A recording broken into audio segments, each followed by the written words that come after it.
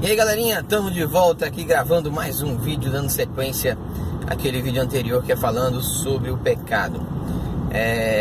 No primeiro vídeo nós falamos que o pecado ele acontece quando você desobedece ou quando você quebra uma lei divina, um preceito divino.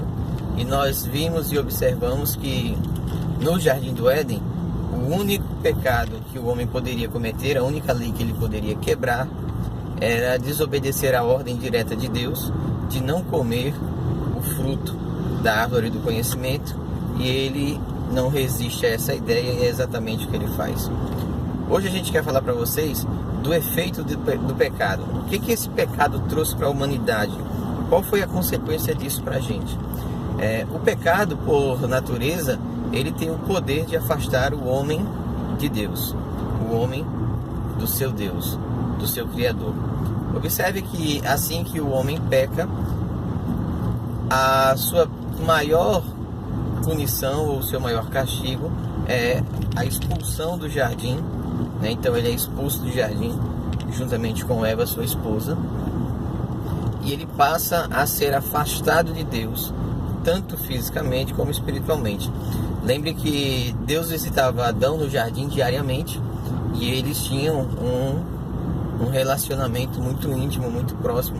Mas o homem caído, ele se afasta de Deus por conta da sua transgressão, do seu pecado, e ele vive longe do Senhor. Ele vive não mais com aquela característica original, com aquela inocência original, com aquela perfeição original, e fica longe do seu Pai, do seu Criador, do seu Senhor. Observe que, conforme nós vimos no vídeo anterior, o salário do pecado é a morte, conforme registra o livro de Romanos. Então todo aquele que peca era digno de morte. Para que nós não morrêssemos, é feito um sacrifício de animal em prol da humanidade, em prol de Adão e Eva.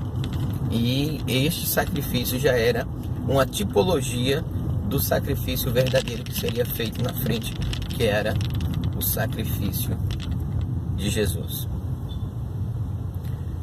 Observe que depois que o homem se afasta de Deus, a única forma dele poder voltar à presença do seu Senhor em estado de perfeição era se ele não houvesse mais cometido pecado, se ele não tivesse pecado. Para isso ele fazia um sacrifício de animal que cobria, o pecado naquele momento, apontando para o sacrifício de Jesus, que seria Cordeiro de Deus, que tiraria o pecado do mundo e salvaria toda a humanidade.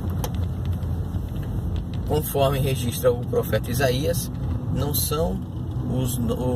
Deus não está nem surdo, nem está com o braço encolhido, mas os vossos pecados fazem separação entre vós e o vosso Deus. É por isso que às vezes o homem ele se encontra tão sozinho, tão solitário, tão distante daquilo que é divino, daquilo que é sagrado, e às vezes ele não consegue entender ou enxergar ou compreender que isso que ele está vivendo, que ele está passando, é o efeito do pecado, é o distanciamento de Deus, é o homem que está afastado do seu Criador por conta do seu estado pecaminoso.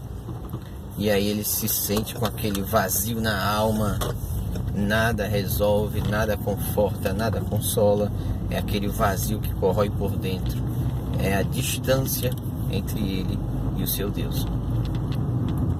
Jesus, para resolver esse problema, ele desce do alto e sublime trono, se esvazia dele mesmo, veste a natureza humana e morre na cruz do Calvário para que você possa voltar a ter acesso à presença de Deus.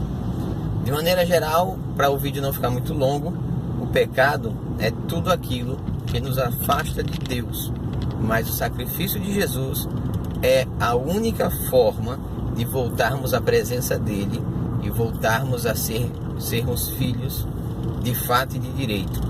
Por isso que o sacrifício de Jesus na cruz foi tão valioso, porque ele venceu e aniquilou o poder do pecado. Se você ainda não aceitou Jesus, aceite ele como seu Salvador, porque ele te amou de uma forma tão especial que morreu por você quando você ainda nem sonhava em existir. É isso aí, galerinha. Tchau, tchau!